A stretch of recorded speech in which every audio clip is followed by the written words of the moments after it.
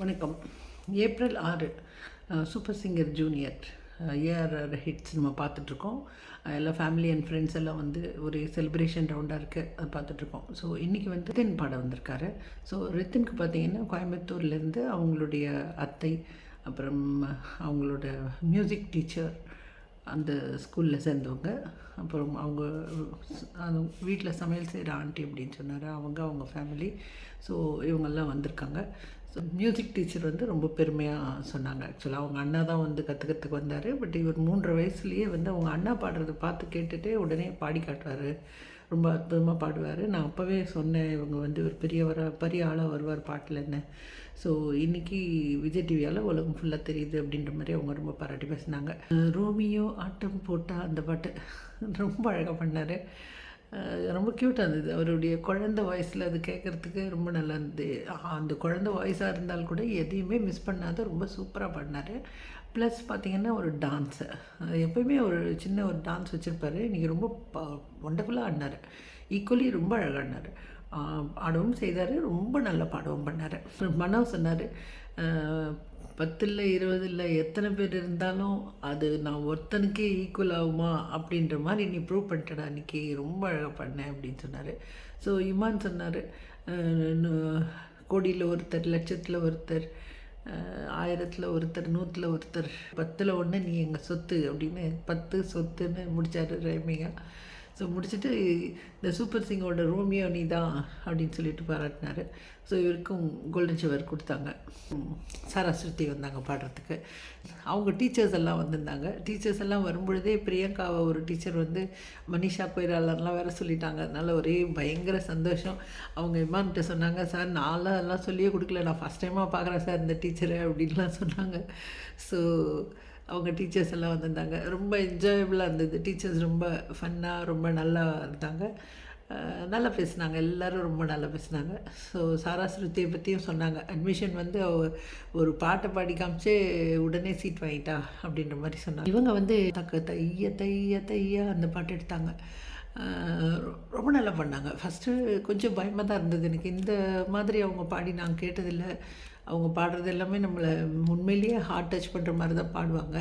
So இந்த மாதிரி ஒரு பாட்டை எடுத்து நம்ம பார்த்ததே இல்லை. பாடினாங்க, ரொம்ப நல்லா பாடினாங்க.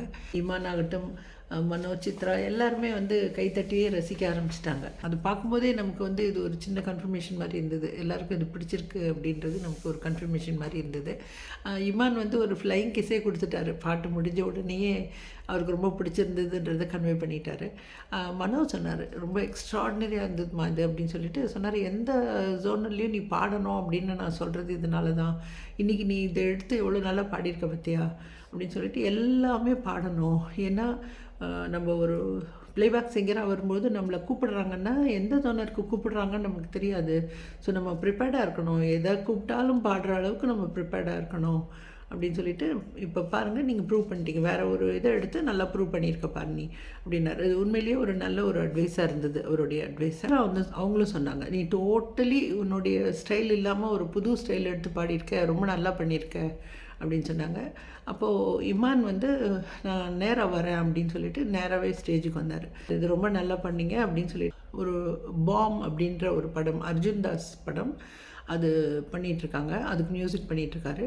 ஸோ அதில் சித்ராம்மாவை பாட கூப்பிட்ருக்கேன். அப்போ சித்ராம்மா கூட வந்து 4 பேர் பாட போகிறாங்க. அந்த 4 பேர் நம்முடைய சூப்பர் சிங்கர் ஜூனியர்லேருந்து வர போகிறாங்க. அது சாரா ஸ்ருதி ஃபஸ்ட்டு அப்படின்னு சொல்லிட்டாரு. அது எல்லாம் ரொம்ப சந்தோஷமாக இருந்தது. அதுக்கப்புறமா இன்னும் 3 பேர் அப்படின்னு சொல்லிட்டு ஒன்று ஒன்றா அனௌன்ஸ் பண்ணார். நஸ்ரீன் ஒன்று, காயத்ரி ஒன்று, ஆத்யா ஒன்று. எல்லாம் அப்படியே பயங்கர சர்ப்ரைஸ். எல்லாத்துக்கும் அப்படியே பயங்கர சர்ப்ரைஸாக இருந்தது. இனிமேல் வந்து இவங்கெல்லாம் ப்ளேபேக் சிங்கர்ஸ் அப்படின்னு சொல்லிட்டாரு. இனிமேல் சூப்பர் சிங்கர் ஜூனியரில் பார்ட்டிசிபேட் பண்ணாலும் இவங்கெல்லாம் இனிமேல் ஜஸ்ட்டு சிங்கர்ஸ் கிடையாது, ப்ளேபேக் சிங்கர் ஆகிட்டாங்க அப்படின்னு சொன்னார். அவங்களாம் ரொம்ப ஹாப்பியாக இருந்தாங்க. எப்போவுமே நாங்கள்லாம் வந்து நான் வந்து எங்கேயாவது யாராவது நல்லா பாடுறாங்க அப்படின்றது தெரிஞ்சதுன்னா அந்த வச்சுட்டு அவங்க அட்ரஸ், அவங்க ஃபோன் நம்பர்லாம் தேடி எடுத்து அவங்கள போய் கூட்டிகிட்டு வந்து பாட வைப்பேன். இப்போ இந்த சூப்பர் சிங்கர் ஜூனியரில் வந்தது நானே பார்க்குறேன், கண்ணால் பார்க்குறேன் எத்தனை குழந்தைங்க பாடுறத. அதனால் நான் ரொம்ப ஈஸியாக இங்கேருந்து நான் எடுக்க முடிஞ்சது எனக்கு அப்படின்னு சொல்லிட்டு சொன்னார். அவர் ஆஸ் யூஷுவல் அவர் யாரும் மனசு நோகக்கூடாது அப்படின்ற மாதிரி மற்ற குழந்தைங்களுக்கும் சொன்னார். இவங்க 4 பேரை தான் எடுத்தேன்னு நினைக்காதீங்க, நான் ஒருத்தரையாக உங்களையும் செலக்ட் பண்ணி எடுப்பேன் அப்படின்ற மாதிரி அவங்களுக்கும் ஒரு ஒரு ஊக்கத்தை கொடுக்குற மாதிரி ஒரு டாக் ஒன்று கொடுத்துட்டாரு. சித்ரா சொன்னாங்க, என் பேத்திங்க கூட சேர்ந்து நான் பாடுறது எனக்கு ரொம்ப சந்தோஷம். நான் இன்னும் பாட்டெல்லாம் பார்க்கல, பட் ஆனால் என் பேத்திங்க கூட சேர்ந்து பாடுறது எனக்கு பெரிய சந்தோஷம் அப்படின்னு சொன்னாங்க. ஸோ இதுதான் நம்ம எதிர்பார்த்துட்டு இருந்தோம்.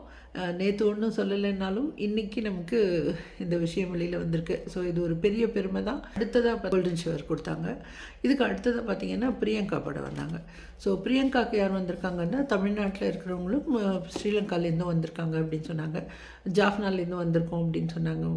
இலங்கை தமிழர் அவர் வந்து சொன்னார், இதுதான் நான் முதல் முறையாக தமிழ்நாட்டுக்கு வரேன், எனக்கு வந்து இந்த அன்பு ரொம்ப ஒரு ஒரு நல்ல ஃபீலிங் கொடுக்குது. இந்திய தமிழ் மக்கள் எப்பொழுதுமே எங்களுக்கு ஒரு ஆதரவாக தான் இருந்திருக்காங்க.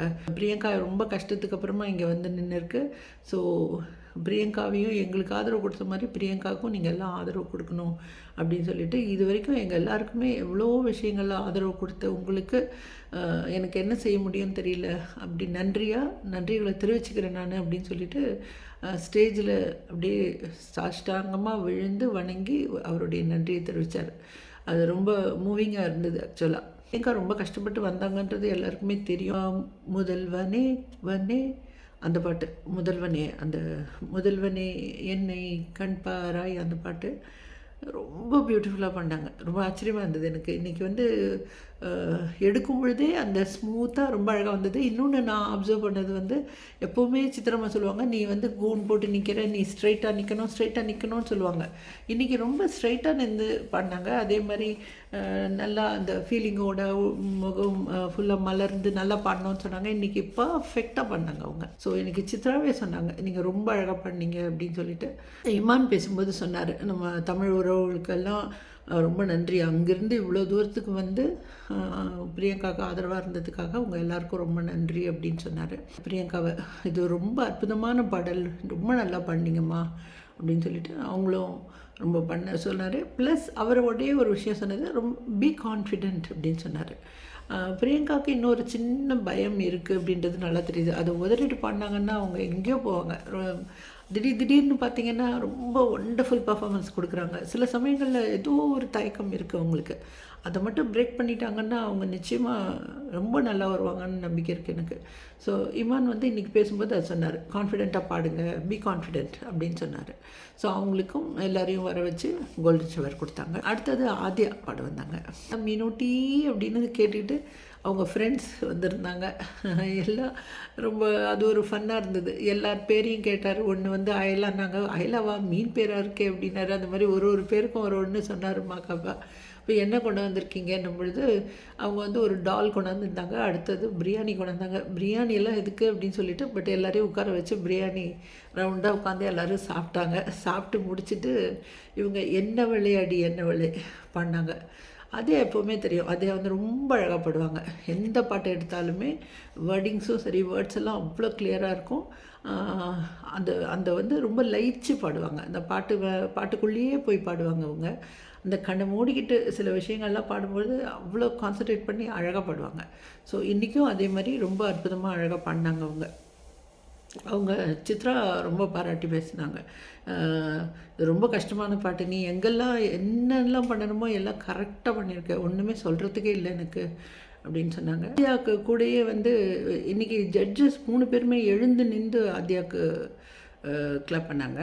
அப்போ வந்து சித்ரா சொன்னாங்க, ஆத்யாவுக்கு நான் கிளாப் பண்ணுறதோட மியூசிஷியன்ஸ்க்கும் நான் கிளாப் பண்ணுறேன், பயங்கர சப்போர்ட்டிவாக இருந்தீங்க, ரொம்ப நல்லா இருந்தது அப்படின்னு சொல்லிட்டு அவங்களுக்கும் ஒரு நன்றி சொன்னாங்க.